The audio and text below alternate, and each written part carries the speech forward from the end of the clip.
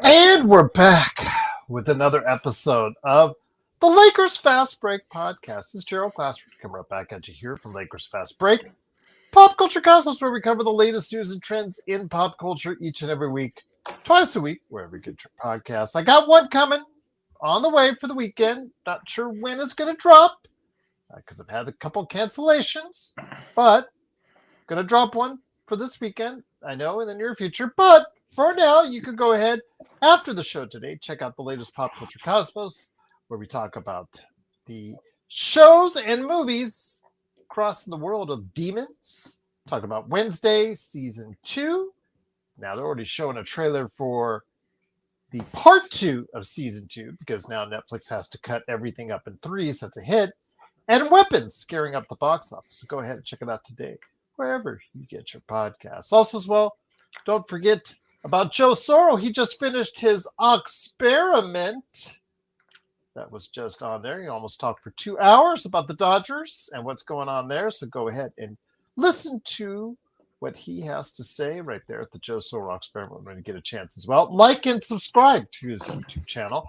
Also, Empire Jeff covered the latest stuff that's going on with the Dodgers and Lakers.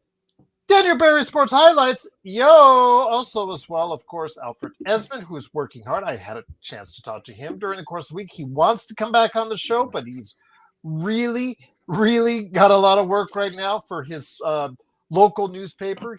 He's working from the ground up to try and be that next big reporter out there. So I'm wishing him all the best. So he will try to stop on by when he gets a chance. Legend is also, we're trying to work out something hopefully this weekend for him. I hear on Friday a rumor, if he answers the rumor, Xbox will be doing a show with me tomorrow. Maybe Magic would want to join into that. We'll see. So this is up to him. So, because he said he wanted to do something on his weekend. So we'll see. But also as well, of course, all these guys, including also as well, don't forget Stone Hansen at report on Twitter. But all these great people, all these great places, all these great things, like and subscribe. But don't forget, most of all, to like and subscribe with us. It all starts with us. Like and subscribe. If you want to become a member today, it's just $2.99 a month. And as it gets into the season, we'll be giving a little more tidbits here and there for everyone out there that's a member right there for you at the Lakers Fast Break Podcast. What's up, ER? What's up, Greg? You said you were coming, and you're there right there in the chat. Great to have you there. Trevor, what's up? Appreciate everyone being here. It is, of course, Gerald Glassford. Joe will be on the way, from what I hear as well. But also here today, good man indeed. It is the madman from Toronto. He did get out of Toronto traffic to stop on by to talk about the Lakers schedule, which got released. The Lakers schedule is here. The Lakers schedule is here. The phone book is here. The new phone book is here. I put that up every year. Just by the way, we do this for the annual show. When we do the annual schedule breakdown, I always put that up because I love it. That's one of the earliest memories I have of watching films. I don't know how, as a young man, I got the chance to see that film, but I did, and at the theaters, and it was crazy, to say the least. But it is, of course, Magic Man, Sean Grice. By the way, the movie's The Jerk by Steve Martin. And yes, Gerald, yeah, you have to say Steve Martin is like a top 5-10 actor for facial expression. So that scene in particular is just gold. And I don't know how I was able to see it at 10 years old, but I was. And his hair was already graying at that time. To tell everybody, what premature gray. People think I have premature gray. I grayed in my 40s. He grayed, like in his 30s, yeah, like 20s, 30s, yeah. Like seriously, yeah. Yeah, absolutely. But yeah, go ahead, check out The Jerk when you get a chance. It's really funny. It is some non-PC humor, but if you can handle that, it's really a funny movie, especially with the glasses. Once the glasses starts hitting the scene, there you go. But this, of course, Magic Man Sean Grice. Great to have him here along with me, Joe Glassford. Joe Soros should stop on by here in a little bit. We're talking about, first up, foremost, is the schedule. Although I did want to put in a couple extra little tidbits here. Intel Wild, first up, so I don't forget, unfortunately, your dreams were crushed, my friend, as Amir Coffey. I was on your train, my friend. I was on the Amir Coffey train for that final spot for the Lakers, or possibly, I don't know if he qualifies for 2A, if he's played too long in the league, I'm not sure. But yes, he signed today with a 1-year deal with the Milwaukee Bucks. And sorry, Intel. But I did want to go ahead and make note of that. Plus, I also said I would give a big shout out to some guys here on the strip at Town Square. The guys from the Paradise Break sports cards store right there in Town Square. So if you get a chance and you really want to get to know your sports cards, they do live breaks on the air on both, of course, Twitch, YouTube. It's a major business, Magic Man. This opening the cards in front of everyone on hundreds, thousands of people will watch it. It's just crazy to see if they'll get that one of one, whatnot. I was checking out the place. It's really nice, really compact, really sweet. Everything's laid out well, whether it's Pokemon, whether it's pop culture cards, and of course their big money deal, their sports cards. Seeing the Luca sets, I saw some Luca sets as far as boxes already available with Luca already on as in a Lakers uniform, all that for as much as $850 for some sets already. Crazy to say the least. But one of the things I will do, hopefully, I will try to do and get before the start of the season. I will get one of these experts in card breaking because my days of selling cards, sports cards, that was in the junk box era of the late 80s and 90s. That's a long deal done. I will get them to go ahead and see if they can break a card on the air on this show. I will see what I can do. I will challenge somebody out there that knows what they're talking about to go ahead and break one of those sports cards on the air as far as open up a box, sealed box, and see what they get inside. So, Gerald, do you have any valuable cassettes, VHS tapes, or VHS? I might, but VHS usually is either sealed, old, horror, old, either open or sealed, anime, sealed or old, and kid stuff, especially Disney Diamond stuff, sealed or old, as far as opened, I should say, just to let everybody know. If you've got some of that lying around the house, go to look at it, find it, go to eBay. It might be worth your time. I'll just leave it at that. But my sports cards, I think I told you I've had before. I have a Barkley rookie, not in great condition. But I have that in case in something, and then I think the first year that they were really coming back with hoops, I have that, but that's the junk box era as it's called. So even my David Robinson rookie is not really that valuable, unfortunately, in the scheme of things, which is kind of a bummer because they reprinted that to death. But Xbox.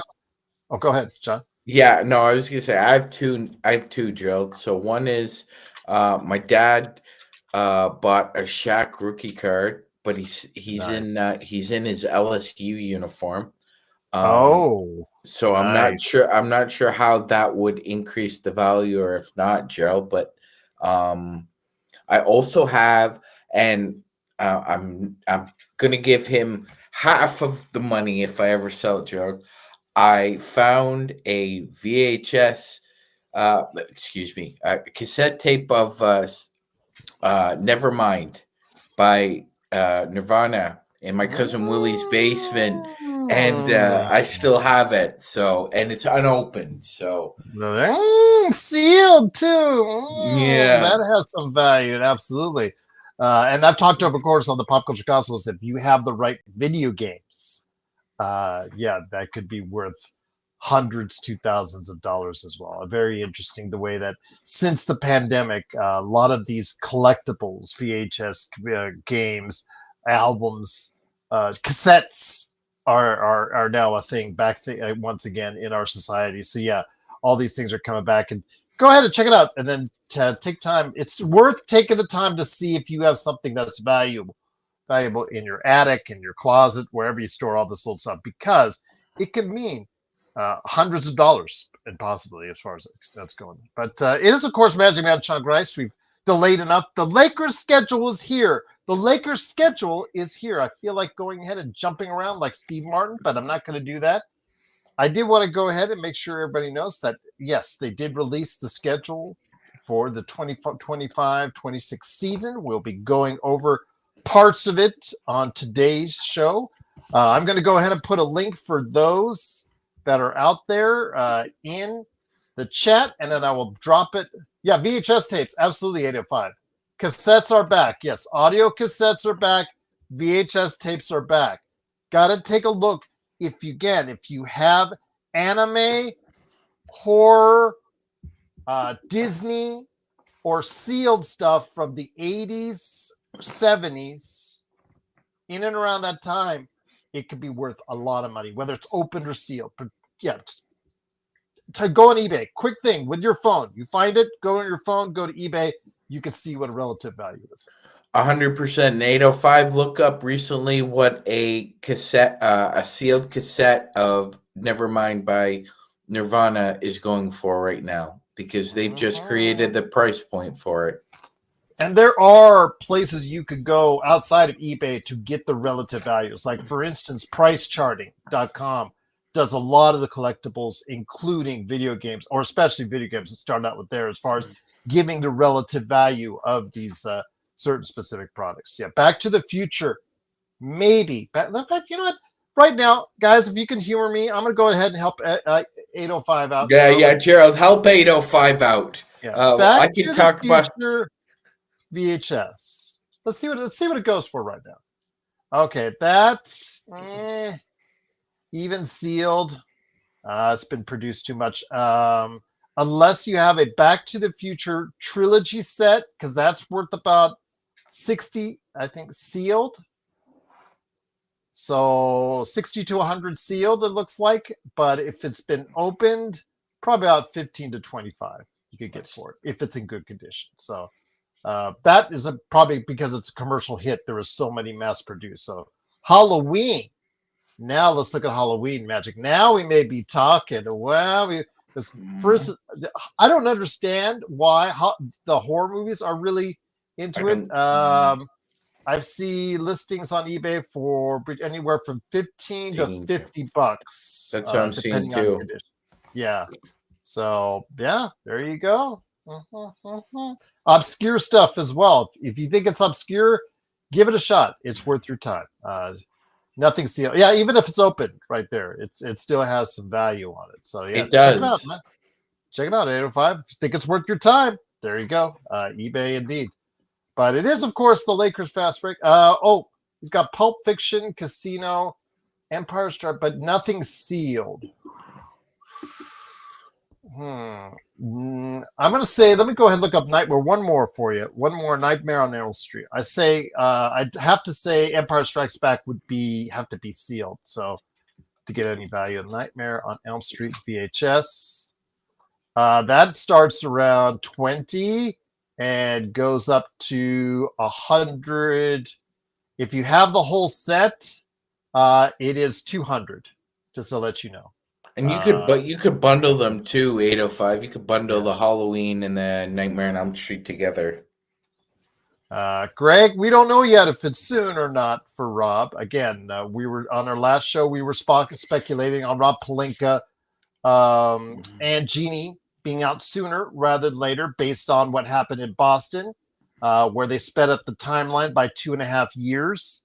But still, remember, from the time that they bought it, put the initial bid in, to the time it became valuated, because remember, it just got valuated. The Boston Celtics just got valuated yesterday, to give you an idea. So it could take some time. We thought October, but it might be longer than that before the team actually gets a specific value as far as what the sale price is and officially becomes in Mark Walters' hands. So let's kind of go wait on that one. But it may come sooner than you think. But whenever he leaves, he'll be happy, as will I. Jackie Brown, Scream, Grease, A Few Good Men. I'm going to do Jackie Brown. I thought it was shot in one of my place where I grew up in Torrance, California. Del Amo Mall shot some scenes there. That one is not highly sought after. Scream. See, the thing is, you got a lot of commercially Scream has always had an audience, Gerald, but it has regained a lot of popularity. Yeah, Scream is okay. Scream sealed is 50. Scream opened is going to be about 15 to 20. So just to give you a heads up. But yeah. 805, I bet if you bundled Scream, Nightmare on Elm Street, Halloween together, you could get $100. Search and Destroy. You know Del Amo. One time it was the world's largest mall. Then it got blown away by the Mall of America in Minnesota. And then they tried to connect it with the mall across the street to try to make themselves bigger and longer to have bragging rights still. And they couldn't get it done. That was the best mall. It was great. Now they made it an outside mall. They went from an inside mall. They cut it. They opened everything up and made it an outside mall. But it looks nice. Last time I went there a few years ago. But yeah, hide behind Genie indeed, Gregory. But let's get into talking about the Lakers schedule here. Classic days indeed, Serge. Always great to have you here, my friend. It is, of course, the Lakers fast break. The Lakers schedule has been announced, Magic Man. I'm going to give you some notes that everybody out there should know. And again, I'm going to put this also, the listing for their schedule in the description as well. I've already put it for you guys out there in the chat. So if you want to play along, you guys can go ahead and do so. I will say this is from Mike Trudell. He wrote up there as far as some of the schedule points in there. Point number one. There's a 1-game increase in back-to-back games, Sean, from 13 last year to 14 back-to-backs this season. 3 of those back-to-backs don't include travel. As far as, they're home one day, November 30th at their November. Like, for instance, they'll do a home and home, New Orleans, Phoenix the next day, OKC, San Antonio the next day, and then Washington, Cleveland the next day. 3 back-to-backs feature a short 1 hour and 35-minute flight from Sacramento to LA and 1 from New Orleans to San Antonio. The toughest back-to-backs, distance and timing-wise, are both in March. LA goes to Denver on the 5th before returning home on the 6th to Indiana. That one's going to be a tough one. And going from Houston on the 18th to Miami on March 19th. That's not going to be very fun either. The Lakers nearly have an NFL-style bye week in the 3rd week of November with only one game between the 15th and 23rd. That's going to be relief right there. They do have a home tilt in that week on the 18th with Utah. As far as the longest homestand is 11 days. It is and it isn't, Magic Man. I'll tell you why. Because they said the longest homestand is spanning 5 games from December 24th to January 4th. Mm-hmm. Now, I looked at the schedule. You could say that. But they also get another 5-game homestand February 5th through 12th. They have the All-Star break, Magic. And then they get 3 straight home games right after the break. So, yeah, while that's not an 8-game home stand per se, that's 8 games at home with a week off because of the All-Star game. So that might make it very much more palatable for the Lakers. A really good chance for the Lakers to heal up. If there's anybody with injuries going in or into that period of time, they may be a lot healthier coming out of it. So be aware of that around the early to mid part of February, right around the All-Star break. They do have, like I said, they have a 5-game road trip on the 8th to the 15th of November. Like I said, 6 games on the road, December 4th through the 23rd. But that doesn't include the NBA Cup possibilities. They take a week off, or a week is adjusted off the schedule because of the NBA Cup. So we don't know what the status of that, what that will be. So we don't know how it's going to affect the schedule during that period of time, because there's a week where it's unaccounted for right now on the schedule because of the NBA Cup and what's going to be going on there. So people have to stand by on that. 6-game road trip, March 16th through to 25th.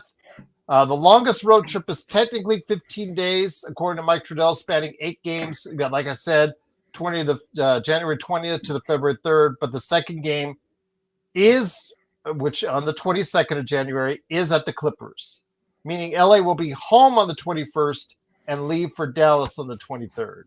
So even though it's an 8-game road trip, you'll be playing in LA one of those games as far as that's concerned. So that gives you guys pretty much a rundown as far as the days on there, the type of schedule on there, as far as how tough it will be on the Lakers.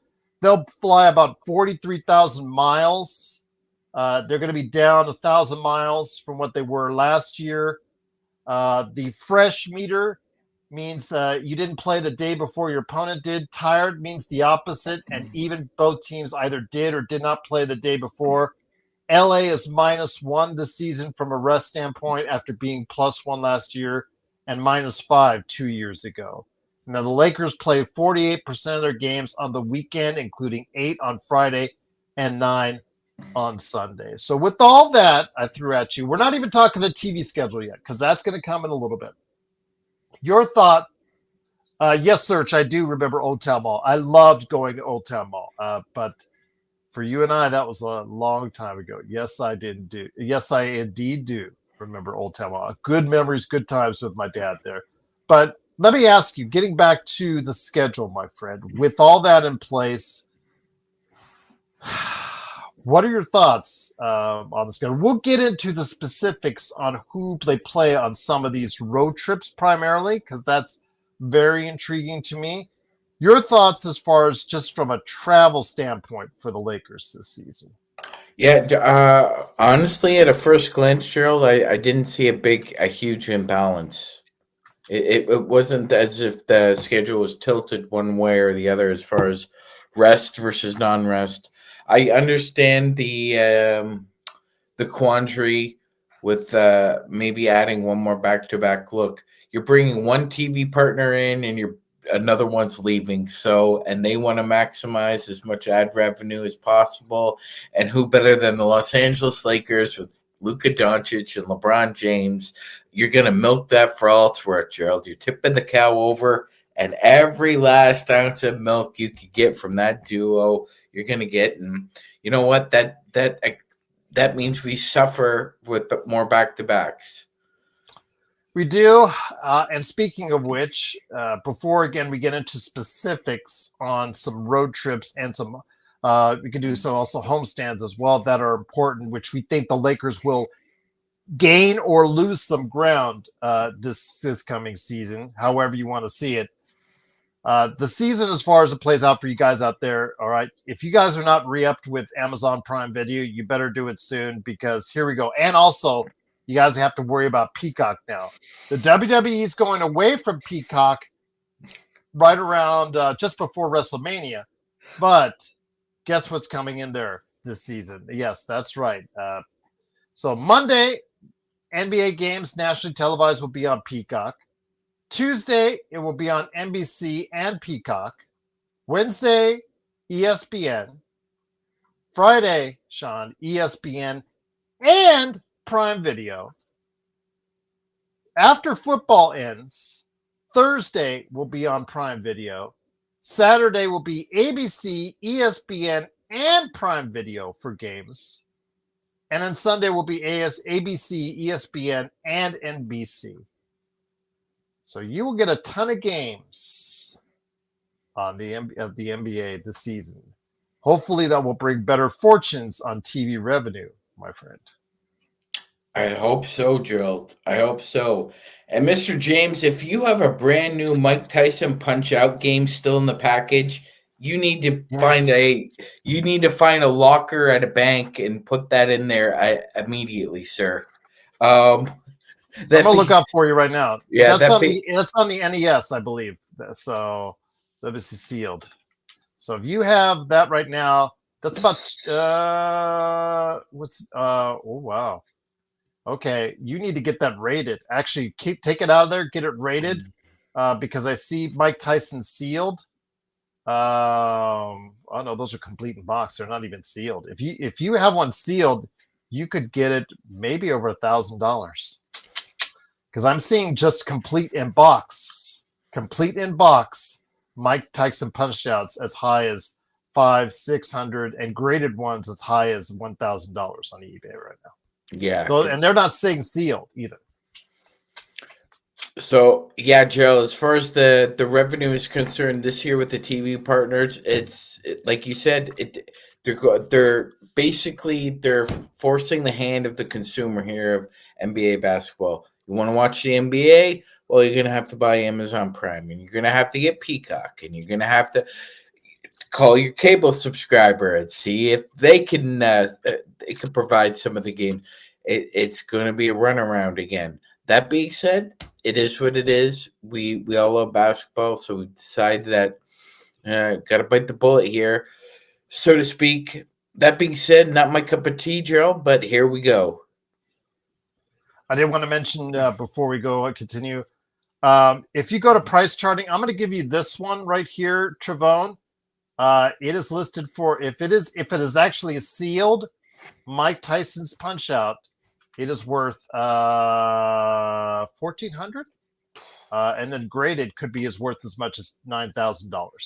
Just to let you know, I'm going to give you this listing. But there is a difference between the regular Mike Tyson's Punch Out and a 5-screw, which is the older of the two versions. But let's just say that's going to make you happy. And dude, if you ever get the chance, if I'm not sure if you're in Southern California or not, the next time Mike Tyson does like a meet and greet or signing autographs, you make sure you have Punch Out with you, because that means beep beep beep beep beep beep beep beep beep beep. Absolutely, indeed. But once again, it is the Lakers fast break. So again, it's going to be out there as far as the Lakers are concerned. Let me actually total this up now. Okay, the Lakers will have an NBC and Peacock game. That'll be on October 21st, opening night against Golden State. Prime Video will be the next night on the 24th. ESPN has a game against Minnesota on the 29th, Sean. On the 31st, Halloween, they'll be on Prime Video against Memphis. Mm-hmm. San Antonio will on a game November 5th will be on ESPN. November 12th on ESPN, that'll be OKC and the Lakers. November 25th will be NBC and Peacock against the Clippers. Dallas will be the next night, Sean, and that will be on Prime Video on the 28th of November. Is that their first meeting? Yeah, that's their first meeting this season with Luka against Dallas right there. Phoenix, December 1st will be on Peacock. December 5th will be for Boston, at Boston on Prime Video. And then the Christmas Day game, everybody knows, ABC and ESPN against Houston. January 7th, San Antonio. That'll be ESPN at San Antonio. Sacramento at Sacramento on Peacock. That'll be on January 12th. January 20th at Denver, NBC and Peacock. The Clippers on the 22nd. That'll be on Prime Video. ABC, the next game after that, Sean. So 3 in a row, nationally televised games. That'll be on ABC at Dallas. That'll be on January 24th. ESPN will have a game at the Lakers at Cleveland, January 28th.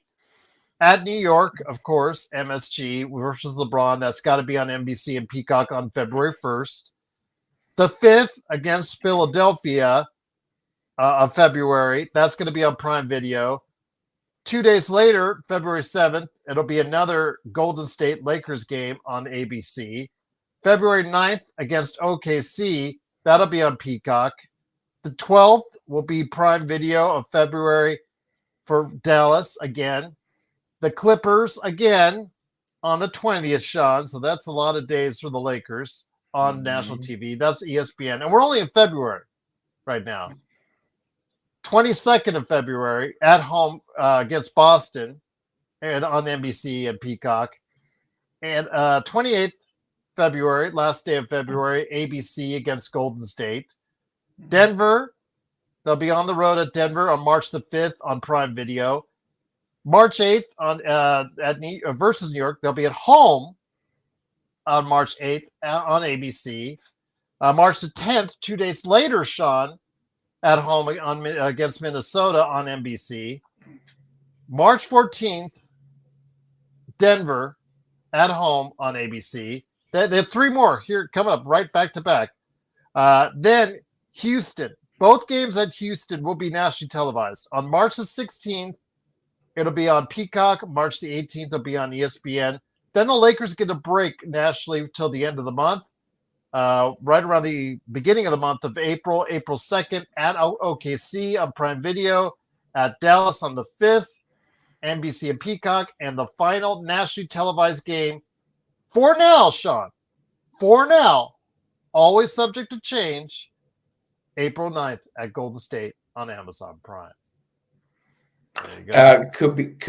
No, 805. All these games, almost all the games except for the ABC and NBC games, I think, those will also be available on Spectrum. Just FYI on that. Yeah, Lakers have that own channel. They'll be televising most of the games that are not on ABC and NBC. And if I'm not mistaken, Gerald, I believe both the Lakers and the Warriors have the most games on Peacock. I believe they both have 6. So trying to milk it for all it's worth here. I would say this. I'd be more concerned about the back-to-backs after the All-Star break, Gerald. That's when I would be a little bit more concerned about them. The front half, I mean, it is what it is. We're just going to have to deal with it. But after the All-Star break, I would say that, there needs to be, a plan on, if certain players are going to be scheduled for, maintenance days, just taking a front end or a back end off the table, and somebody else does the same thing. The Lakers staggered it with LeBron and AD. Gerald, AD would sit usually at the front end of a back-to-back, and then LeBron would sit at the back end.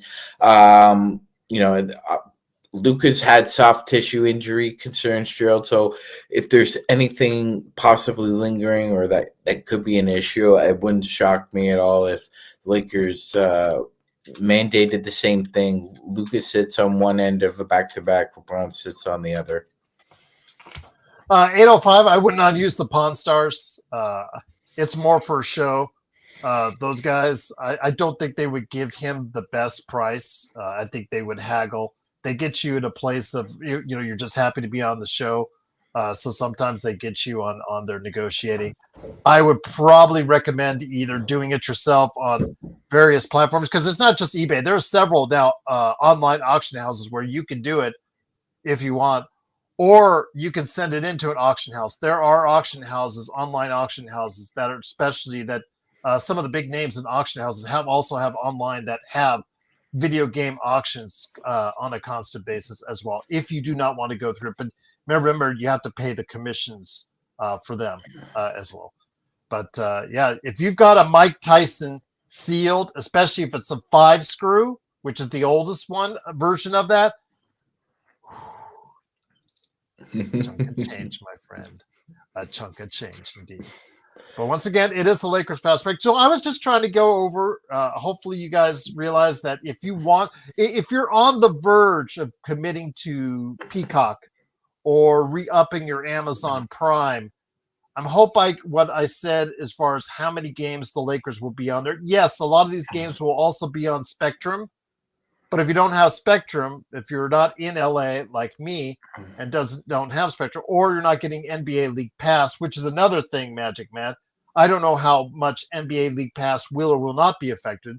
And we still have the stupid rule of blackouts that's all over the place still, that nobody seems to address at all. Each and every year I bring this up. Nobody in 2025 still addresses ancient blackouts. Just absolutely mind-boggling. In the age of streaming, we still have to deal with blackouts. So that was my rant from there. But the Lakers, I think, do have some things on the schedule as far as of concern, especially like you said, coming out of the All. They better use that time, that homestand wisely. Remember last season, Magic Man, we went into January of last year. We were talking about how the schedule, we thought, Joe, me, and you, we all came to the agreement. We thought that period of time, easier teams, but a lot of home games in that January schedule before they went on the Grammy trip were lined up for the Lakers to really take advantage of it. And from my recollection, I don't think they did. So no, Gerald, the Lakers last year at home were pretty much James Gandolfini playing Tony Soprano on The Sopranos, eating food. He would just move the food around on his plate. He would just move it around, just play it with it, and then he would eat a little bites. That's what the Lakers were doing at home. They were playing with the food. Well, we can't play with our food this year, Gerald. No, you can't, especially in a loaded Western Conference. And I'm going to say right now, the first thing that sticks out to me is that what did I say? Eight home games that the Lakers have broken up by the All-Star break. A lot of time to get well, to heal, but to take advantage of the schedule where the Lakers are. And that's going to be right around the trade deadline as well, which will be important for the Lakers on where they're at in the Western Conference standings. So that may very well dictate whether or not the Lakers will be active or not active at the trade deadline as well. But also here today, good man indeed. It is, of course, the man behind the Joe Soro experiment, which he got done just a little while ago. Almost 2 hours of him making sure you guys are up to date on what's going on with the Dodgers, trying to give you guys some hope on the Dodgers as of now. It is, of course, Joe Soro. Joe, we're getting into the schedule really deep as far as the back-to-backs, the number of road trips and home. What the hell are you doing? Your mic needs fixing, Joe. I'm trying to be Sean. Oh my gosh! His mic. Never mind. No, that Peacock actually searched. That's Paramount. This is one of my friends. This is one of my friends, ladies and gentlemen. Star Trek Strange New Worlds, which is an awesome show, is on Paramount Plus, which is now spending a whole ton of money on everything. Sports baby, guys behind Sports baby, you've been following us long enough. For God's sakes, you know how we feel about people who say, "Hey guys." Don't come in here and say, "Hey guys." Do not do that on this panel, please. NBC Peacock. That's the one with Twisted Metal. To give you an idea of what Twisted Metal is the guy, the jacked up dude with the clown. Yeah, that's Samoa Joe. It's Samoa Joe. Samoa Joe. That was Will Arnett does the voice. Yeah. Yeah, Will Arnett with Samoa Joe. That's which blows me away because Samoa Joe, if you actually hear him, he's really very well spoken. Even for in the professional wrestling world where it pays to be well spoken. So yeah, that shows you how much confidence they had in him. Or we're going to get someone else to voice it. Yeah, just like crazy. But okay, paying gig's a paying gig. But Joe, I want to get you into this conversation now on the schedule. If you had a chance to take a look at it all, seeing where the Lakers could possibly take advantage of it. They have one more back-to-back, I believe, than they did last year. We talked about some points in the schedule where the Lakers may be able to take advantage. Some concerns. Obviously, the Grammy trip is still ever present on this. There are two road trips before the end of the year, which could be of some concern as well. Your thoughts so far on a little taste of the schedule, if you had a chance to check it out. Well, they start the year pretty much at home and in the West Coast, at least for the first week. Uh-huh. They don't make their first extended trip until I think 8 days later. Yeah, right around the Halloween, because they're at Minnesota, then they go to Memphis, then they come back home from Miami, and then they go back to Portland, San Antonio. But then they take a road trip, guys, where it goes at Atlanta, at Charlotte, at OKC, at New Orleans, at Milwaukee, then 2 games versus Utah. Outside the OKC games, those are all very winnable games on the road, Sean. So I want to hear your thoughts. I'll get back to Joe here in a second. They need to capitalize early because as far as the schedule, as far as the weak points where they can take advantage, I think right there in that November 8th to 23rd area, Sean, I really think they can make up some ground in the Western Conference early on in the season. I agree, Gerald, because in most cases during the season, at least 30% of the league is going to be a have-not. So 30% of your schedule, you need to be pressed to win, at least 70, 75% of those games. You need to beat the teams you're supposed to beat. That's what we saw last year with Indiana, Oklahoma City, Boston, the Knicks. That's why they ended up in the conference finals. Because they beat the teams they were supposed to beat, and they beat them most of the time. They beat them handily.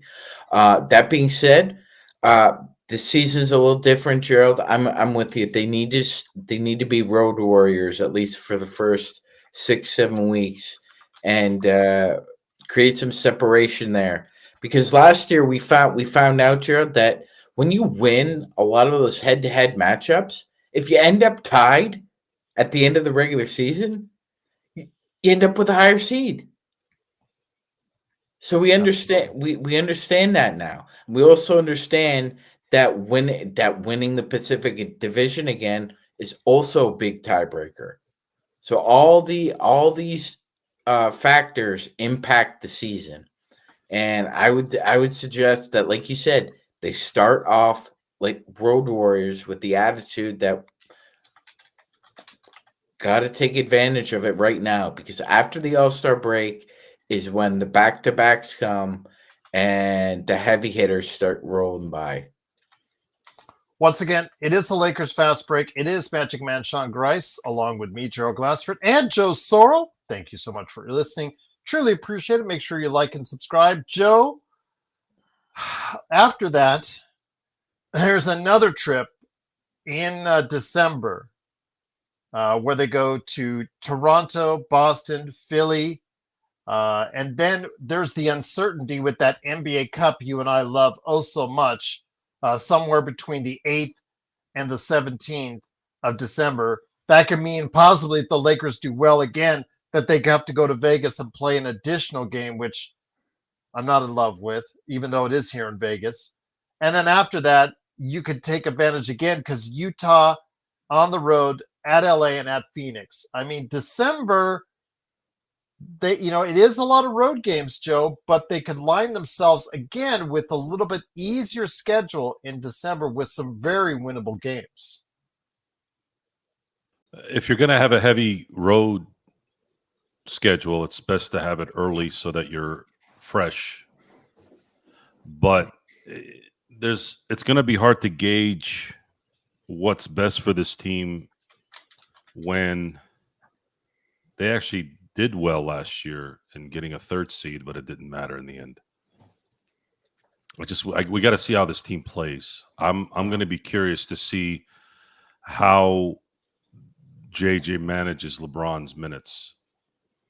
If LeBron is playing 38 minutes and a lot of these road games, you're still going to compete in those NBA Cup games anyways, except for one game. One game is going to be extra for the title, but you're still playing regular season games until that game. I don't look at the Cup as some kind of energy drainer, especially in December. But I'm still going to be watching JJ and how he allocates minutes so that he keeps LeBron fresh. Let me just say this. I think it is an energy drainer because when the Lakers won that NBA Cup, they put so much energy in winning that first NBA Cup. They were drained for weeks afterwards, Joe. I really think that it did affect them for at least 2 to 3 weeks afterwards, Joe. Well, and if that's the case, then they're soft, much like how my show was tonight. I'm tired of hearing about this. I'm tired in freaking December. Oh, you put a lot of effort in your profession. Oh my God, I'm sorry you had to go through that, making $50 million a year. Eat a giant sausage is my response to that. If you're tired in December playing hard and you play an extra game, okay. We didn't vote for this. Your dumbasses allowed this. Talk to the player association. Tell them to stop making it. Stop making it. What? Why do we have to hear this? For what? I don't give two shits about what these assholes say anymore. I don't care anymore. I am done listening to athletes, coaches, media people that kiss their ass so they can have their media credentials. I'm done with it. Show me what the hell you got. You're making 50, 60, 70, 80 million dollars. We're going to see $100 million a year player here in about 5 to 6 years. If your stupid ass can't play, then retire. Retire. Because I'll guarantee you this. If somebody came to me and said, I'm going to pay you $50 million to play fucking basketball, I'm going to play every goddamn game. So much for heading into the clean radio portion. We'll be clean next week. We'll be clean next week. I got, you know, I can't do this anymore. I wasn't expecting the question today. I'm tired of this, man. I'm done. I am so done with these athletes whining and crying. And the thing is, it's seeped into the idiots who watch the game too. To use an example, these idiot Dodger fans talking about Mookie Betts needs to move to right field. He's messing up his bat. I'm like, what's he doing at shortstop? Like dodging grenades? Like, what are you talking about? It's baseball. That makes no sense to me, Joe. Like he's going to all of a sudden start hitting like Joe DiMaggio because he's sitting in right field. Like, it's baseball. You're standing around 90% of the time. So he's going to get on a hot streak because he's scratching. Oh my God! The amount of excuse after excuse after excuse. It's a goddamn excuse factory everywhere I go. It doesn't matter if it's sports. It doesn't matter. The only thing is, if it's the poor bastard who's working at Costco complaining, making $20 an hour, I give that guy a little bit of a leeway. He's making $20 an hour. These assholes are making $50 million a year, $20 million, $30 million. They're making $2 million a year. And I got to hear about how they're tired. Fuck you. Seriously, fuck you. What a bunch of fucking pussies, man. Jesus Christ. And the fans. Fans are worse. What do you know? What is this supporting them when they're tired? And they're actually getting mad at coaches because they're playing guys. Tom Thibodeau got fired because of this shit. Oh, he plays them too much. He plays them. He runs them down too much. If they had one extra guy that was at the level, he doesn't have to play like Brunson, just at the level of Brunson, they would have been in the finals. This had nothing to do with Tom Thibodeau playing his guys. And by the way, Bridges hasn't missed a freaking game in his career. Mikal Bridges has not missed a game. You can do that too. At least some of you. Fucking pansies. So tired of this goddamn discussion. But I just remember that time, Joe, because remember that right after they won, I think they went to San Antonio and they said that they were gassed. And we saw it because San Antonio was really bad at that time. And they just ended up really playing lousy for a couple weeks after that. If you're gassed in a game after a long road trip, it's hot here and there. Okay, shit happens. But not a fucking month. Not a month. What the hell are you doing? You guys have air conditioning, don't you? In the clubhouse? I know you do. What? Get a fan. Get something. Do something. What? It's 2025. They build air conditioners in gyms that are like blowing, I don't know, Toronto air in the winter at you. So what? What? You're hot? You're sweating a little bit? You know, I was working out this morning. I do spin about 3 or 4 times a week. My cousin owns a facility. And I get out of there. Like, I don't look, that's the place to sweat. It kind of gives you that, like, hey, I'm working hard, right? But there were people complaining, oh, man, it was really hot in there. It's so hot. And it's so hot. I'm like, bitch, why don't you just go home and go be cool there? What the fuck are you doing here? Are you here to work out or get fanned by somebody like you're at a vacation? I'm hearing this, too. I didn't say anything. Like, seriously, what are you doing? Maybe if your fat ass would stay out of the cool a little bit, you wouldn't be here. Just I can't do this. I can't do this. The amount of stupidity and just pussiness that continues to resonate everywhere I go. I'm tired of it. And it's worse coming from grown-ass men that are supposed to be professional athletes, grown-ass men that look like He-Man figures who are bitches, man. What are you doing? Then go do what do you if you want to relax, then leave. Go do something else. I don't want to see your ass. Gotta bring my sound thing here now. I didn't think I was gonna scream tonight. Joe, that rant right there, ladies and gentlemen. Go watch City Slickers after you finish watching this. When they have the parents talking about what they do for a living, and after Billy Crystal is finished, an actual real life construction worker, Gerald, with a real job, just doesn't sell radio ads, talks about exactly what Joe talked about. Only he used a little more colorful language than Joe did. Still hit the nail on the head, Joe. My guys work in Palm Springs in August. My legs! That damn place is the surface of the sun. Not one complaint. They're not making $1 million in a weekend. Joe, I saw two guys shingling a roof beside me. The only thing worse than turf in the summer is a roof. Do a roof in Palm Springs and do it not my complexion. I can get through it. But try to do it like Bill Burr said, try to be a redhead and doing that shit. That don't matter if you put hats on. Look, you're going to be maneuver around. The sun's going to find your arm. Now, you can have long sleeves, right? And that's the point, right? You got to put long sleeves on. Now you're freaking hot. Now you're hot because you don't want to die from a sunburn. I'm done with this discussion without malice behind it. I'm done. I'm sick of hearing these pussies complaining about playing too much. I'm just done with it. I'm done. I'm so over this.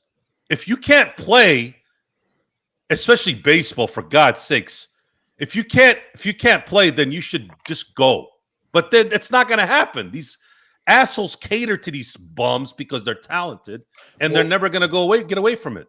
Well, you know something, Joe? It's kind of interesting. I was listening to Nothing Personal with David Sampson, and he described this scenario, Gerald, when he was an executive for the Florida Marlins for 17 years. He said every time a trainer or a doctor walked up to him and said, "Yeah, you know, he's got some shoulder soreness. We're gonna have to take an MRI." Not once, Gerald, not once did a player not end up going on the IL or the injured reserve. And I got to be honest, I think Joe's onto something when a guy says, "Yeah, my knee hurts, my calf hurts, my shoulder hurts." And they just, like, I think a lot of the management folds like a cheap suit too, Joe. And they're like, "Yeah, we'll just sit him for 2 weeks. We'll just sit him for 2 weeks and let it resolve itself." I think that pussification has leaked into coaching as a result of that. It's a sickness. They're all in the same environment, right? There's a few things going on. The owners care about money and only money, which that's not a surprise. The players care about playing an extra 5-6 years because they want to make the money. Coaches can't do shit because the second the coach goes left, the player makes the owners go right, and then the coach is gone. So what's left? The only thing left is someone like us, people like us, to get into a bigger forum, a louder bullhorn, and makes these people go nuts from all the commentary. I don't know if that's ever going to be possible, but it's the only solution I have in my head. I can stop watching, sure, but I don't think that'd solve the problem. It won't. If I go stop watching all these sports, it's not going to solve the problem. So now I'm on this, I guess, campaign in my own head that maybe one day I'll be loud enough to fuck these people up. Oh shit! This, just like Siskel and Ebert came out of nowhere. All the studios didn't give two shits about these two dinks talking about movies, and then all of a sudden, their movie was dependent on these two dinks saying thumbs up or thumbs down or thumbs up their ass, right? So why can't we be those guys minus the dink? We want to come in with the donks, right? Always good to be dinkless. I'm a problem solver. That's my job description. When I'm asked what I do for a living, I tell people I'm a problem solver. I'm a tactician. I'm at a smaller scale of things, but I'm trying to work up to a bigger scale. It's just, going back to what I was saying on the show tonight, I'm not going to compromise my ethics for anything. And unfortunately, most of the people that go up in the higher levels have to sell out to a certain degree. I don't do that. I'm not going to suck anybody's dick, and I'm not going to listen to some bum. I don't give a shit how successful, how rich, who's in a room with his own family and his family's making fun of him. Like that's a deal breaker for me. I'm not working with you if your own wife and your own kids are clowning you like you're a fucking dumbass. Don't respect you. No, if you're not, that's not how it works in my house. My wife's not making fun of me in front of people. My kids don't talk back to me ever. My kids have never talked back to me, and they're teenagers. That means something. Control your home. Control your shit.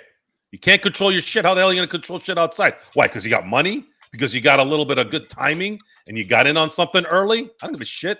I don't care. At the end of the day, these guys need to be called out for their pussiness. That's it. There's no other way to look at this. The only way that can be solved at this point in my analysis. It's just walking away and going to do shit. Okay, so I want to enjoy sports. Well, there's a couple things I don't like. Let's see if we can get big enough to where we can make the noise. That's it. That's all I got. Once again, it is the Lakers Fast Break. It is Joe Sorrell along with Magic Man Sean Grice. It is me, Gerald Glassford. Thanks again for watching this thing. You made a good point, Div X-Ray, about Michael Jordan compared to LeBron on how many games that they played in the season. I looked quickly. I may be off by a season, but guys, he did play 80 or more games in a season, I believe 11 times is what I counted real quickly off a Basketball Reference. And compare that to LeBron, and I think you have your answer there on that one. But as far as... look, Jordan played 82 games 9 times. Yes, but I was saying 80 or more, 11 in 11 seasons, different seasons. And I want you guys to do this. I want you guys to go watch the 6 championship seasons that he played. See how many games he played in those seasons. That's probably the most important step. Absolutely. Trevon, again, if it is a sealed Mike Tyson's Punch-Out, you have got to go look into that, man. You've got to go look at that. Get it graded. Graded, man. Yeah. Invest your time in getting it graded. That is a moneymaker. And then put it up for auction. So yes. Absolutely. 805. What do you want me to do, man? He's replacing Intel Wild on the show. I mean, Gerald, to be fair, though, the Lakers also have the most games with more than 1 day of rest than anybody. So while they do play the most back-to-backs, they also have the most games with at least 1 day of rest or more. So I don't want to hear. I'm with Joe. I don't want to hear any BS about the back-to-back. And again, that meter where, when they're facing the other team, are they more rested or are they the same or are they less rested? It's only a -1 when it was a -5 2 seasons ago, you could probably gripe a little bit, but it's just a -1. So really, they'll be even on most nights with teams. And honestly, Gerald, I don't really gauge back-to-backs traditionally like that anymore. I grade them like this. How many of those back-to-backs are also 3 out of 4? Yeah, I hear you. where you have the day and then you play the next, because the 3 out of 4 is really that third game. You're really you're really tired. And you should be, because if you're playing 40 minutes, 35 minutes a game, that's when you should be tired. But not on, like Joe was saying, on the front or back end of a back to back. I could see a dog in it on that third game out of 4 nights, but there's no excuse for the other two. That's kind of how I gauge it, Gerald, because the Lakers, of those 14 back to backs, I believe the Lakers play, I think it's 8. 3 out of 4, so that's a lot. Houston is tied with the Lakers for the most back-to-back games, but Houston only plays half of that on 3 out of 4 nights. Only 3 out of 4 night schedule. So there's no excuses here. Like, I don't want to hear it. I understand people are talking about the back-to-back, but we have more than enough rest. Like Gerald was saying, you have your home games, then the All-Star break, then you're at home again. That's enough cushion to have the juice left to finish the season. I think they also, we talked about on both sides of the All-Star break, Joe. Sean and I were talking about how they have home games, 5 going into the All-Star break, a week off, and then 3 more home games where they can really take advantage and also get healthier during that period of time. And if they're in contention, possibly get some more help at the trade deadline, which will be right around there as well. I also see a period late December, right around the 28th, when they're playing at home against Sacramento, or even if you want to put in the Houston game, but I'm going to say the Sacramento home game on the 28th of December, leading into the Grammy trip at Denver on the 20th. Just before that, you have a lot of games there against teams that are very winnable games, both on the road and at home. If you look at later in the season, which we will hear in a minute, it's not looking very pretty there. But the month of January and the month of February have key moments, key swing moments, Joe, where the Lakers can take advantage of the schedule and be able to go ahead and take advantage of the Western Conference because of it. Well, the end of January, they're gonna.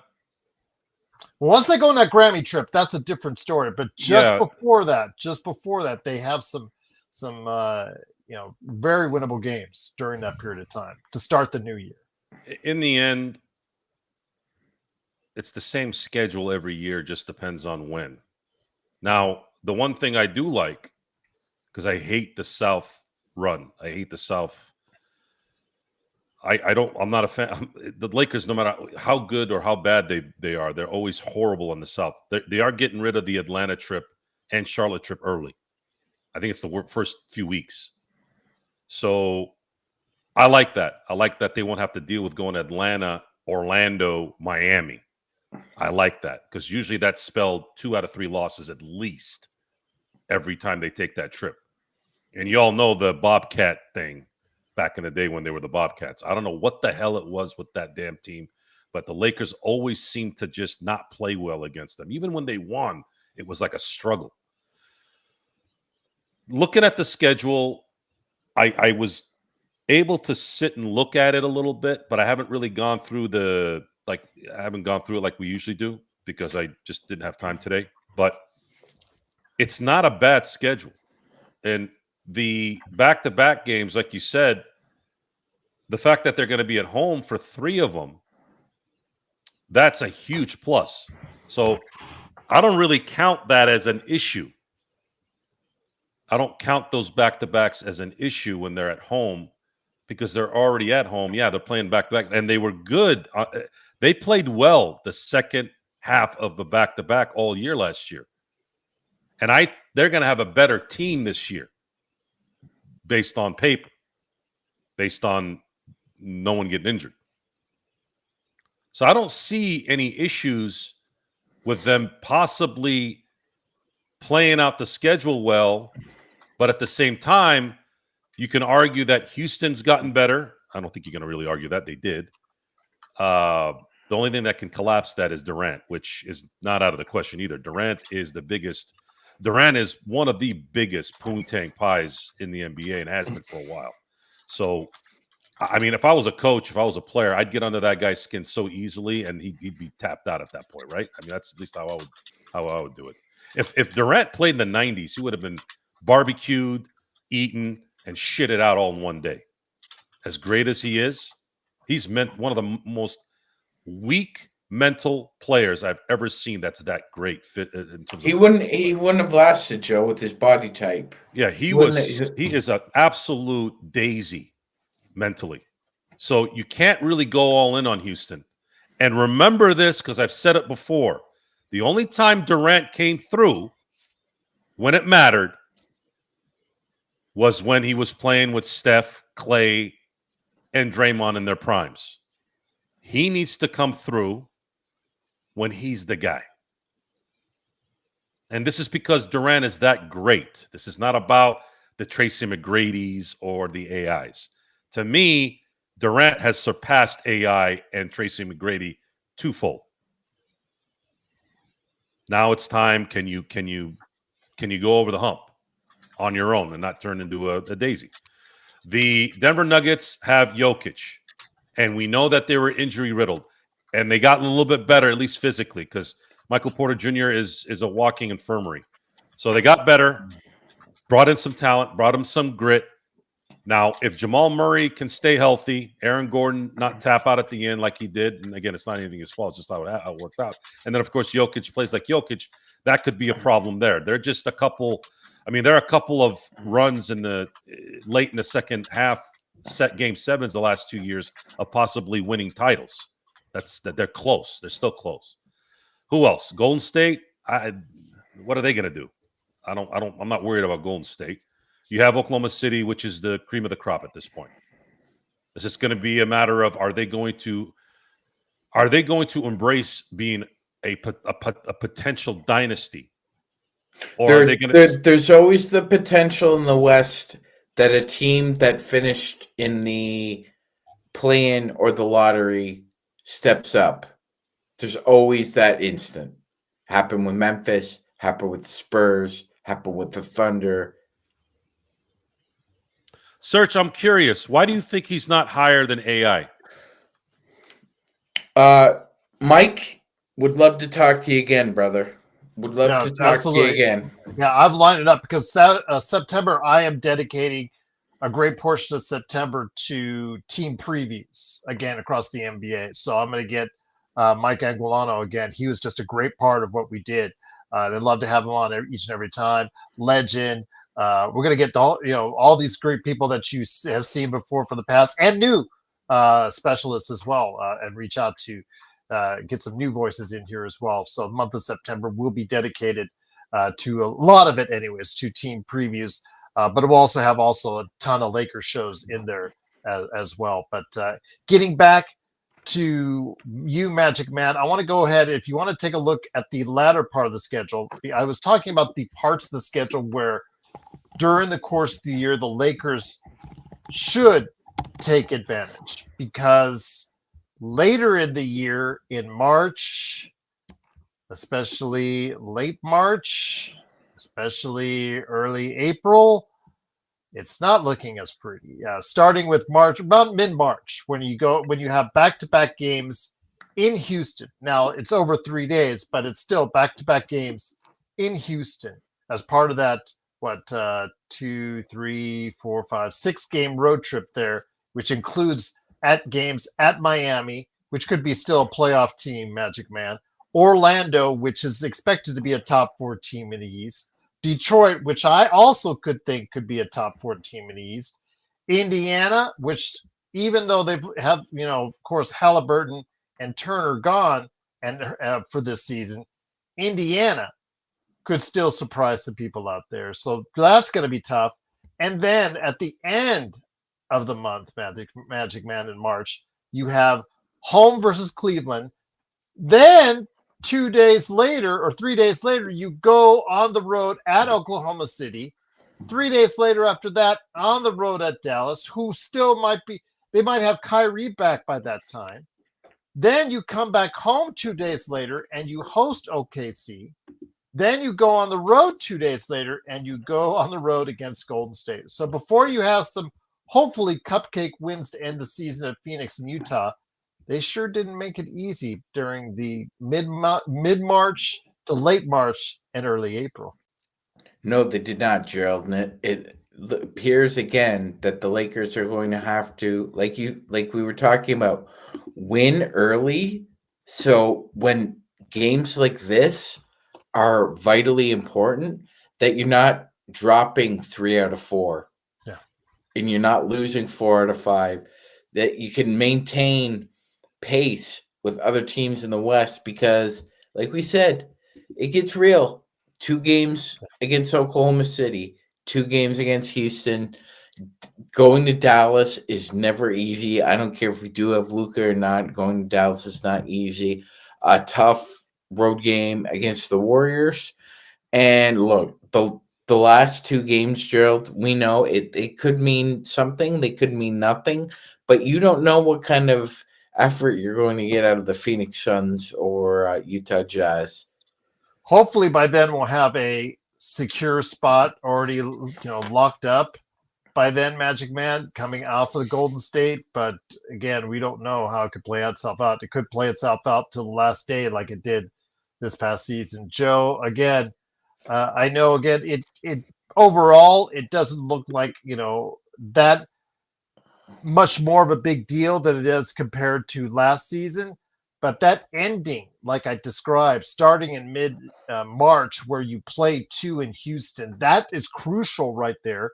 Then you have some serious road teams as far as, I know it's the East, but some of those teams are going to be credible in the East that they play on the road against. And then Cleveland, OKC twice, as Sean mentioned, Golden State mixed in there. That probably will determine where the Lakers are at going into the playoffs, Joe. I don't think there's any team in the NBA I don't think there's any team in the NBA that's going to determine where the Lakers go. The Lakers are going to determine where the Lakers go. And it has to be all coherently figured out. Coaching, likely the front office, possibly getting some reinforcements before the trade deadline, and then the players playing better this year than they did last year, except for LeBron. If LeBron can stay status quo, just with less minutes, which technically would be him playing better, it's going to matter. It's going to matter what they do. Go ahead. Yeah, no, Gerald, I was going to say, you and me, we talk about this every year. There are only really 2 games that matter to me on the regular season schedule. Which ones are those? December 5th and February 22nd, baby. There you go. And that would be, to let everybody know out there, December 5th. That's going to be against Boston. And then, of course, February 22nd. Will it have the same sting, though? Will it have the same? It always does for me, Gerald. It always does. It always does, no matter what. The Lakers could finish 2-80, but as long as they beat the Celtics twice, that's all that matters to me. That matters. Okay. All right. It's like when the Raiders play Denver, Gerald. It's hate week. It's hate week. I hate everything and everybody from the state of Colorado, and that includes you, Zach. I love you, but when it comes to hate week of the Broncos, I hate you, bro. I hate you. But, Joe, February 22nd, Rouse gets his statue. Thoughts? In Miami? Or LA? Yeah. Oh, shoot. I didn't know that. Yeah, Joe, the news got released.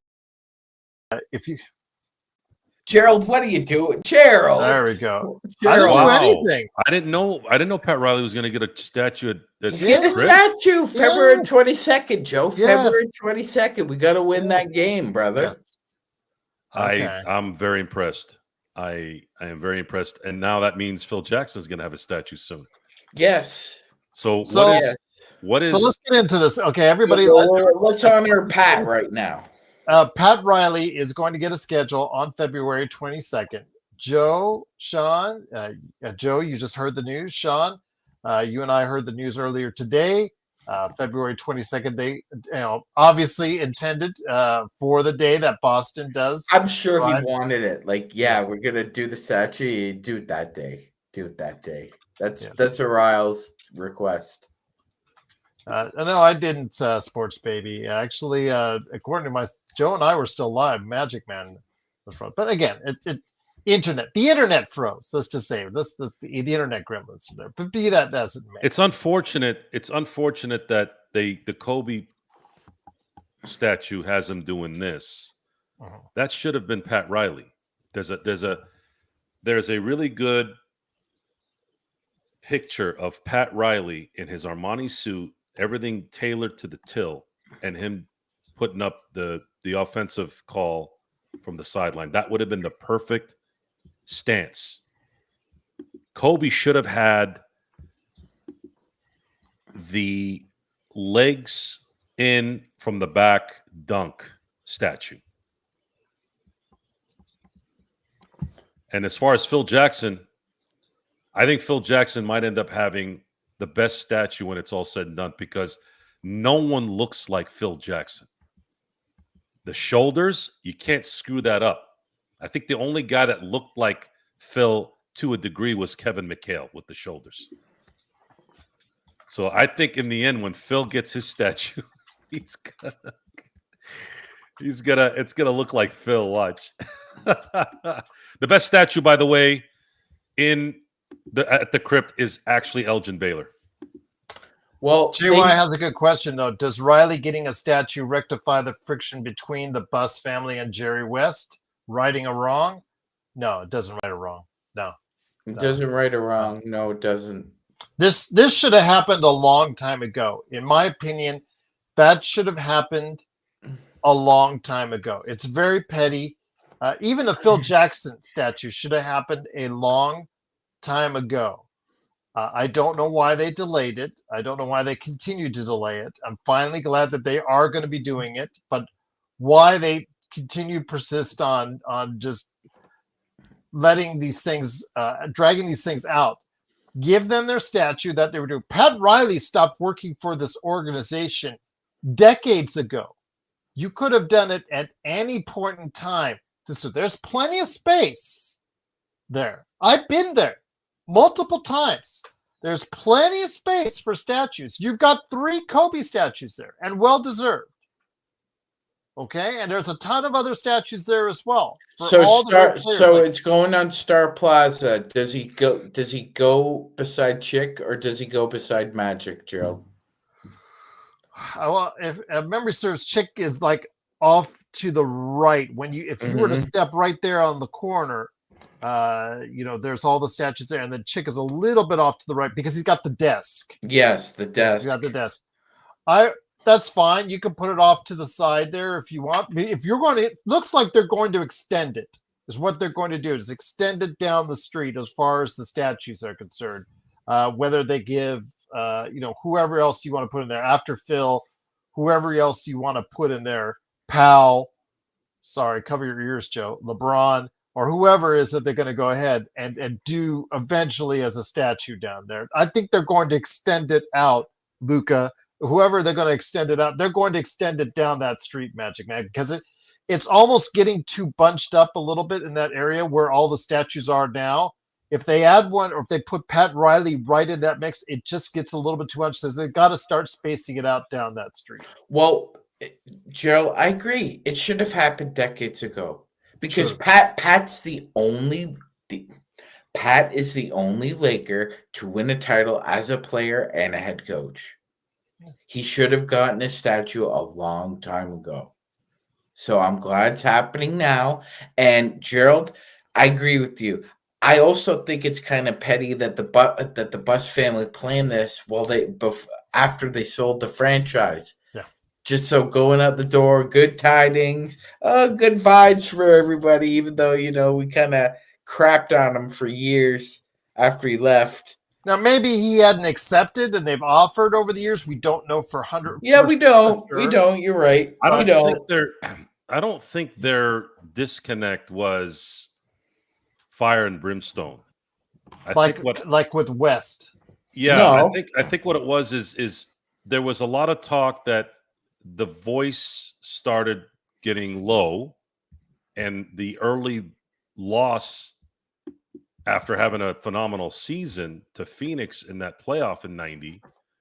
I think it was kind of like he ran its course, and there's always a little disdain to some degree, usually when things like that happen. But I've never been given any indication that Pat Riley and the Lakers, the Bus family, ever really had a major rift, other than there was some kind of, unless it was tied to kind of competition.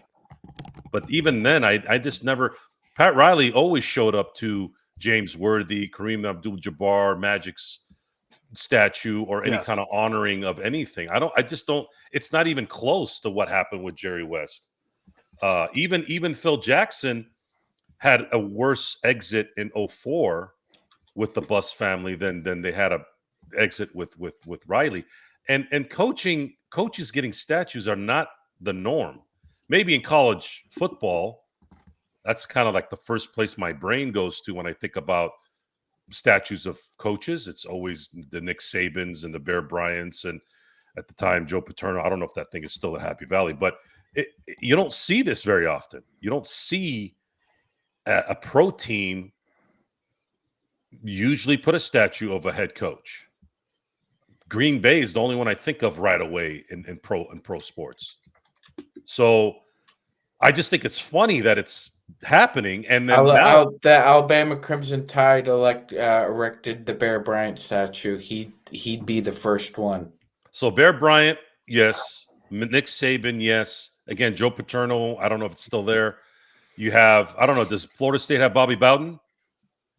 Yes. Okay. Yes. So it's usually tied to college, because coaching in the amateurs tend to have coaches that last longer. That's why the pros is very rare. And how many coaches in pro sports have more than, let's say, one championship? I bet you if you do the legwork, it's not a lot. Probably less than 10 coaches in the NFL history and NBA history. If you subtract Lombardi, because Super Bowl didn't come in until the last two titles he won. Who is it? Okay, you have Don Shula. I think he has a statue. You have Chuck Noll. I don't know. They don't have a statue there in Pittsburgh, at least not that I know of. Bill Walsh doesn't have one. Belichick, at least right now, doesn't have one. He will, though. He will. Will Andy Reid have one in Kansas City? Yes. But this starts the ball rolling. I would have never thought Andy Reid would get a statue, no matter how many Super Bowls he won. It's just not normally what it is. Does Pop have Pop just retired, though. Pop will have one. He'll get one. Oh, no doubt on that. But with the Lakers again, I don't know that Cutler needs to get one. Then, guys, he won 5. Yes, I agree. Now you got to have 3 Laker coaches have statues now. Otherwise, the other one doesn't. If you leave any of them out, there's no credibility. The issue there is that he did in Minnesota. I know. Yeah, I get it.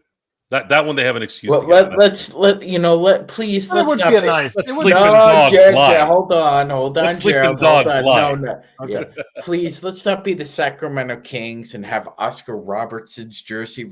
Oscar Robertson never even played for your franchise. All right. And okay.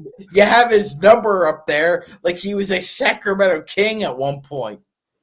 Yeah, Joe, Cincinnati and Sacramento have as much to do with each other as lamb and tuna fish. JY is asking who has the best statue in all of sports. Oh, Michael Jordan. I gotta say, Bobby Orr flying through the air with Really? if you look at his statue of him flying through the air. You know, Shaq's statue at LSU is pretty nice. Yeah, that is nice. It's Nice. huge compared to the one in at the crypt. Yeah, because that's just right next to the store. Yeah. But I like the Jordan one. Joe Sora's going to get one in Gerald's backyard. That wouldn't be a very large statue. My backyard's kind of thin. Most of my house, it's just all house. Don't have much of a backyard, but okay. Maybe if I win a bet, that'd be fun. There's cool ones. Pele's bicycle kick outside of. I'll put it next to the air conditioners. How about that? There you go. Sorry, John. You're trying to cool me off? Well, no, it'll be on the outside. They don't actually exactly cool off on the outside. They cool off on the inside. I'll put the Sean Magic Man Grice out there, and then we'll have it right next to the Joe. And I'll have them both arguing at each other. How about that? There you go. Absolutely. With Sean giving him the eternal finger, telling him he's number one. So I mean, long overdue, Gerald, but Pat's gonna get his flowers, and like you said, probably should have happened a long time ago. But hopefully, like Joe said, this portends to them actually bringing Phil back into the fold and letting sleeping dogs lie. Forget the past. The past that's the past too. Honor the champions, honor the greats. I could even let his Nick tenure slide, Gerald. I'm willing to let that go. What's up, Jeremy? I know somebody was asking about you earlier in the chat. I just thought that you. But Gerald, I will say this: I am impressed so far with Peacock's roster. You're gonna have Jamal Crawford, Grant Hale giving analysis during the game, and then in the studio analysis with Maria Taylor is a really, really, really, really good looking, nice lady, Gerald. And you're gonna have Carmelo Anthony and Vince Carter with her. Now, Vince Carter kind of reminded me a lot of Vanilla Paste when he did his analysis on TNT, Gerald. He was a clone of Chris Webber, not a whole lot there. I think him being with Mello and a little bit of personality there adds a little bit of flavor to Peacock's analysis. I don't think it'll have the same chemistry as McAfee and Saban, but I think it's better than what ESPN has right now, because we have no idea what their analysis is going to be like. Are they really going to have Charles Barkley and Kenny Smith and Ernie on after every game? I don't think so. There's no way in hell those three guys would do that after every game. So, and nobody wants to hear what Ironboard Kendrick Perkins has to say anymore. So, absolutely. So check out, if you can, the Peacock analysis, because they got some really good they get a really great roster there. Once again, it is the Lakers Fast Break. It is the Magic Man Sean Grice, Joe Soro, and me, Gerald Glassford. Thanks again for watching and listening. Truly appreciate it. Guys, it's been a great show. We hopefully broke down the schedule for you as far as some good points and maybe some tough points on the schedule as well. If you have any questions for us on the schedule, you can always go ahead and put in the comments after the show, or LakersFastBreak@yahoo.com. Tomorrow, I do plan on going on with whoever, these guys maybe, but definitely Xbox. Said he wants to be here on his weekend in Australia, so he's going to be on here tomorrow night talking basketball. He also invited, and after the volcano erupts, I'm sure he'll be. Okay. He'll be overjoyed to come on. JY says, sounds like the majority of those guys that are on NBA's coverage with NBC are with the Jordan brand. So no, that's exactly what it is. This was a full court press, some kind of marketing plan. I don't know if Nike initiated this, but I don't think it's an accident that Michael Jordan is now involved with this and making $40 million working part-time. I think this is a way for him to make money and also brand his brand more and have his guys continue to be in that branding. It's a pretty genius move, actually, because Michael Jordan might not have been a good owner. He might not have been a good president of a team, but y'all damn well better believe he knows how to talk basketball, and no one did basketball better than him. And I'm talking to you, John Costa. I knew it. He's in his new house right now, and he just got zinged. I don't care where he is. Know this, and it's coming. He'll be back on soon. You're going to find out what greatness really is here very, very soon. You're going to get the verbal side of it. You didn't get a chance to see the physical. You never will either. You didn't see it live, and it matters. Because when you don't know the results, it's a different pressure. It's easy to watch it on YouTube. It's easy to know the stat. But what about the stat that becomes as you're watching? There's nothing like it. So congrats on the house, but just understand you're still wrong where it matters. And that's the main point of it coming back, is that we get Round Ball Rock again, Gerald, by John Tesh. Okay. Yes, that's true. Forget about all the other stuff. Yes, John Tesh is coming back. Absolutely. I really hope they have him on, Gerald, because I mean that theme still lives on today, Gerald. And the NBA on NBC has been off the air for 22 years. The last time we're still talking. Sorry, Joe. And we're still talking about John Tesh's brilliance. Yeah, the last time we saw a game on NBC was Game 4 of the 2002 Finals. The last time the NBA had a three-peat champion, and the last game our beloved Chick Hearn called with NBC. Yes, that's who we are, baby. We know this shit. I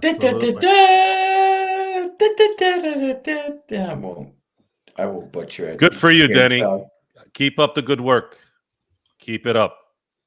Absolutely. But it is, of course, the Lakers Fast Break. Truly appreciate everyone joining us. Again, if you don't have Amazon, you don't have Peacock, ESPN, ABC. I mean, it's going to be a lot of places. There will be NBA basketball virtually every night of the week. As after the NFL season, they will be on every night of the week. So look forward to that. Johnny Padarosa, you're talking to a men here who are, over the age of 40. John Tesh used to host a show with Mary Hart called Entertainment Tonight, which is still, I think, alive in some form or fashion still. But they're the original OGs of it. Yes, they are. And then, of course, he has a inspired music career. Yeah, yes. And they always looked. Mary and him always looked like they were having a blast. It was like Regis and Kathy Lee. Yes. I don't know what it was about that show, but they just had natural chemistry. Yeah, it was. And Mary Hart's considered the Jack Nicholson of the Dodgers celebrity. Oh, really? She is. Oh, she still sits right to the right of the screen at Dodger Stadium when they're playing. So yeah, Mary Hart is I would say the Jack Nicholson of the Dodger fandom. But I remember that show vividly. John Tesh, and I was surprised he wrote that song. Like when you're a kid, you don't. Yeah. know. Very accomplished musician. Yeah, I didn't. Guy from Entertainment Tonight.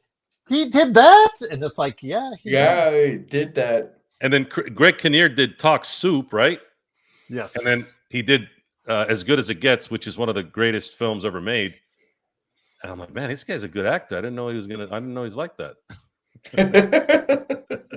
If you do want to see his work, John Tesh's work, I'm going to pop in the chat his actual concert at Red Rocks. That's one of his, I think, most famous concert at Red Rocks. That's a great place for acoustics, and they've actually filmed a lot of concerts there.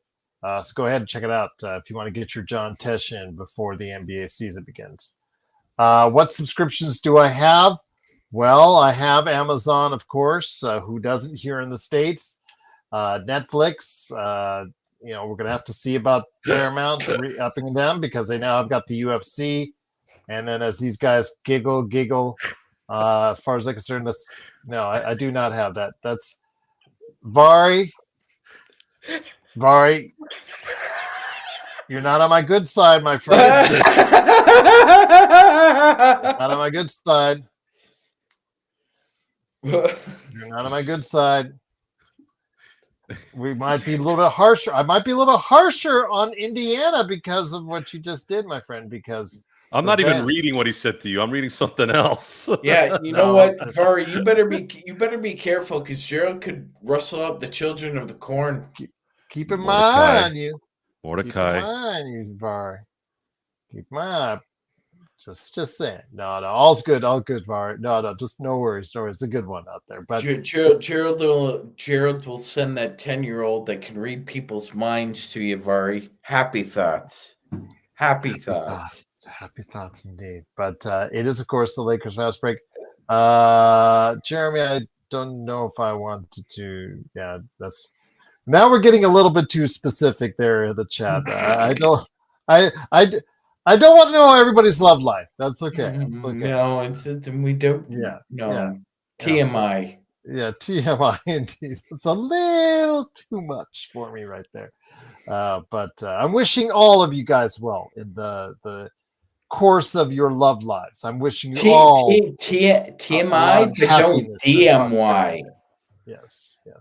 No worries, Jeremy. No worries. But yeah, there's a lot of happiness. Pete Davidson, talking about how people have just voyeurism on his love life. He talked about that. Just like okay. And so you're the one that's going out with all these ladies that most of them are famous. So that guy looks like he spends the entire day in the sun with binoculars on, and he removes the binoculars, and that's the result of the binoculars. Well, he also described again. I'm not going to go into it on this show, but if you want to take a look at the articles that came up today and his response, because he was complaining about it. He just said, "I'll put the initials BDE," and because it is supposedly out there common knowledge about BDE. What the hell's BDE? Don't look it up. I'll put it in private chat. Big dong extension. Yeah, almost. You're in the ballpark. You're in the ballpark. Yes, I put it in the private chat right there, Joe. Yes. Because that is a well-known. Oh, yeah. So I can relate. Of course, you knew he was going to say something about that. I think Mark can relate too. From yes,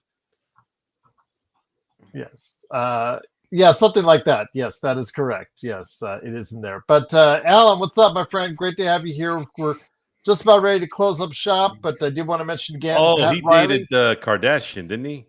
And he also dated Ariana Grande, among many others. Was this before she turned into a skeleton? I don't know. I don't remember exactly when, but I was reading it on the interview today. Wait, he dated Kate Beckinsale too, right? Yeah. Yes. He dated a lot of women, and he said that as part of his article that he was so frustrated with the way the media has covered it because I'm like, okay, well, you're living the life that many guys would like to live, and it seems to be very difficult for him because he was in the media spotlight. So he was a drug addict through a lot of this as well. But you hold on to a woman like that, you're not going to let go. Yeah, absolutely. But again, some guys waste their youth on youth and not realize, he had all that success and chose to waste it on drugs and who wasted on drugs? Pete Davidson, because he was on drugs. No, he's on dope. No, he's clean now, but he wasn't for Oh, that's several great. What years is he, of this 12? What do you period mean of now? time. When was The he a doper? At the 5? period of time when he was extremely, because now he's settled How do you know down, all he's this got a shit? kid on the way. But the times he was very successful with the Aren't all those ladies, guys a bunch of junkies and skanks? not all of them. Oh, I'm recovered from having stuff. That's nice. Like, it's great. Okay. Yeah, I don't find them all that funny either, Jeremy. Most of his stuff on SNL was like, okay, take it or leave it. But yeah, it is, of course, the Lakers fast. Yes, Mike, exactly. The youth is definitely wasted on the young. But it is, of course, the Lakers fast break. Truly appreciate everyone joining us. Tomorrow, I guess we're going to have a really good conversation. Xbox will be there. Legend said he might be there. These guys might be there too. It's going to be a good conversation heading into the weekend. The Lakerholics, I don't know 100%. They're still trying to figure it out. And with those guys, that's kind of like iffy. So if that's the case, I'll probably do something on Friday and then Sunday just to keep you steady throughout the weekend. So if that's the case, we'll go ahead and still talk Lakers and the NBA for you. But it is, of course, Joe Sorrell and Magic Man Sean Grice. Guys, you know the schedule now. You know what the layout is ahead. You know the landscape for the Lakers. I'll hit you up, Magic Man, first. Any last thoughts on the schedule or anything Lakers before we head on out? No, just before we head on out, I thought that just on first glance, like I said, I thought the schedule was fairly balanced, Gerald. It didn't look heavy or weighty as far as a lot of road games or a lot of back-to-backs and then followed by off time. It looks like it's fairly balanced, and like you said, the weight was a -1 compared to rest and miles and all the other cofactors as far as that concern, which to me it boils down to the fact that, like Joe said earlier, this roster is marginally improved, and they won 50 games last year. I mean, looking at the schedule, I don't see any reason why they can't aim for that again.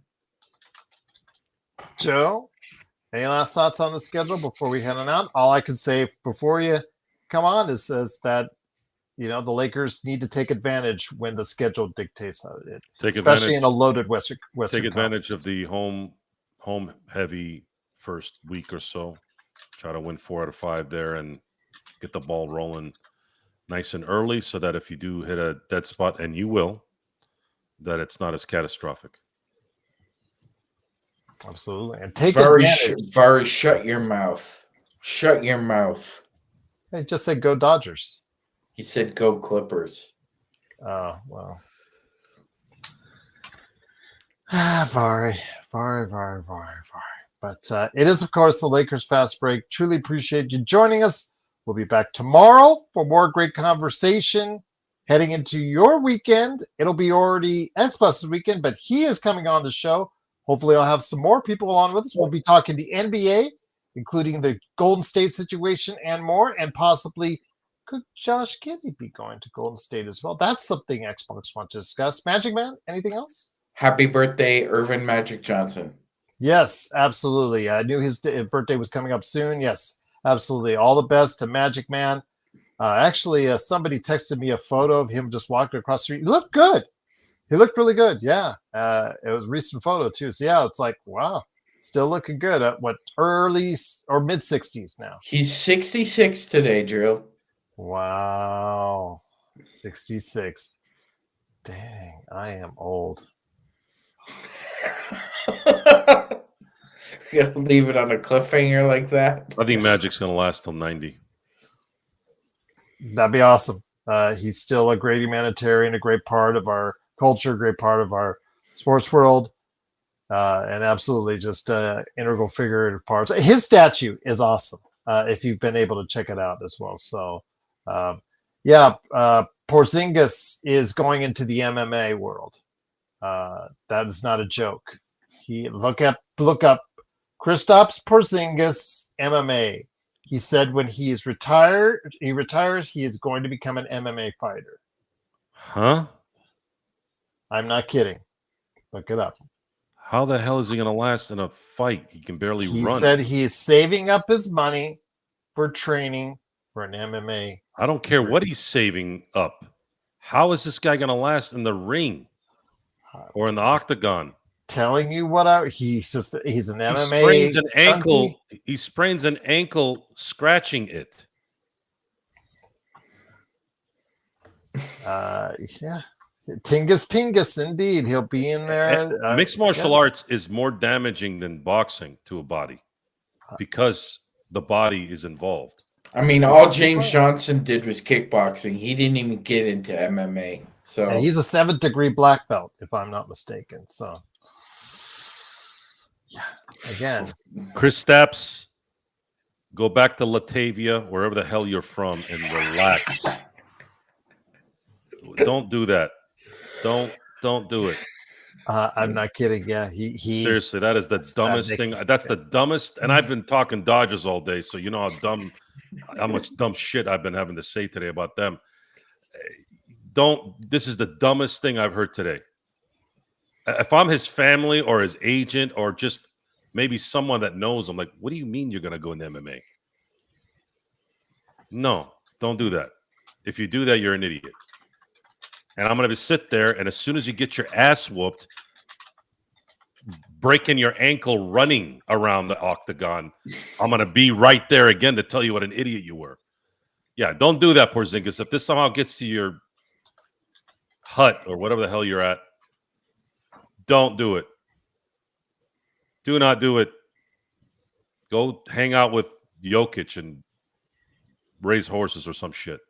Come on. I love big women. That was funny by your. Who loves big women? no, his handle is I love big women. He said he likes it. He likes them around 280 pounds, Joe.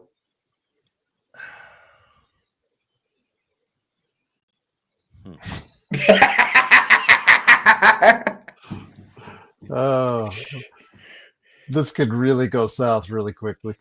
I mean, 180 is bad enough. 280? When you hold on to Ginny Sack.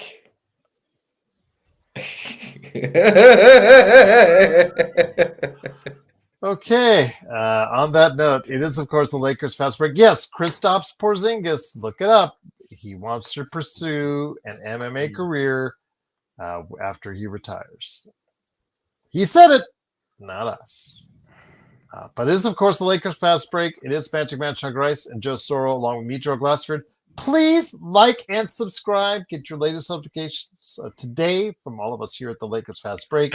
Want to become a member? It's $2.99 a month. Okay, all right. That's the comment of the night. That's the comment of the night. There you go. There you go, indeed. Nice one, Travone. And Travone, I really am rooting for you. I really hope you do have a sealed Mike Tyson Punch Out NES. If you do, that could really be a lot of money for you. And I'm really wishing you the family the best on that. So I'm hoping that that's the case. So yeah, but Alan, you're built, and you eat like what? You eat like 3 pounds of chicken a day, right? Like Ronnie Coleman. all right, this is going nowhere on the chat. I really. All right, come on, guys. All right, here we go. Big women, the chicken. Perfect, perfect transition. Hey, yeah, they're both good. They're both good sources of protein. Oh boy! All right, they are, Gerald. I'm just... No, I know. I just the chat has gone south real quick. That train okay. has already left the station, and it's hey, look, at least it's fun banter, not these jackals that have been coming around with their. Let me take your pants down and go there. I heard, somebody wanted you to give them a lap dance, or or give you a lap dance on your show. I heard you chewing them out. Yeah, that freaking idiot. What was his name? That was Drew Carey, I think. Yeah, Jesus. Like, seriously? Like, right out the gate. Right out of the gate. Like, really? I told you, assholes, I don't want this stuff. No ERs and no gay shit. If you're going to say something gay, make sure it's within, like, the context of the discussion. I don't want to hear this. I had this discussion. I don't know how many times. Luckily, it was just the first 2 minutes. It went away after that. Yes, and we want to hear that. It is, of course, on the Joe Soro Jesus. Experiment channel. Please like and subscribe. Nobody listens. All right. So for Joe Soro, Magic Man Chuck Rice, and me, Gerald Glassford, thanks again for watching this thing. We'll be back tomorrow. Xbox will be here. Hopefully Legend as well. Maybe Magic Man, maybe Joe. It's up to them. All going to be here. And we'll try to do something for you on the weekend as well, because we always got you covered on the latest Lakers and NBA news, even if it's MMA related. Because we care. Yes, absolutely. Go get them. Go get them. All right. Right here from all of us, the Lakers Fast Break Podcast. Let's get it on.